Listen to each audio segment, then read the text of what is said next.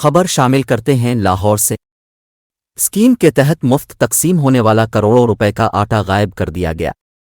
Scheme کے تحت مفت تقسیم ہونے والا کروڑوں روپے مالیت کا آٹا غائب ہو گیا، جس پر ضلعی انتظامیہ اور ریونیو افسران و ملازمین نے سر جوڑ لیے۔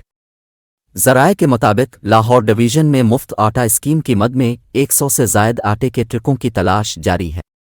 غائب ہونے والے آٹے کی قیمت تقریباً 13 کروڑ روپے بتائی جاتی ہے۔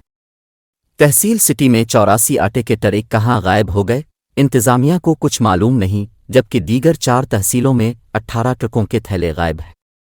شناختی کارڈز دیکھ کر دیے جانے والے آٹے کے تھیلوں میں واضح فرق سے آٹے کے غائب ہونے کا انکشاف ہوا ہے۔ ڈیٹا انٹریز میں آٹے کی تقسیم میں واضح فرق دیکھا گیا ہے۔ آٹا فلور ملز سے جاری ہوا، پٹواریوں نے تصدیق کی، لیکن اس کے بعد کہاں غائب ہوا، اس کا تاحال کچھ معلوم نہیں ہو سکا۔ ڈپٹی کمشنر لاہور رافیہ حیدر نے معاملے کا فوری ایکشن لیتے ہوئے additional commissioner general Zeeshan Ranjha اور ایڈیشنل کمشنر ریونیو پر مشتمل تحقیقاتی کمیٹی تشکیل دے دی۔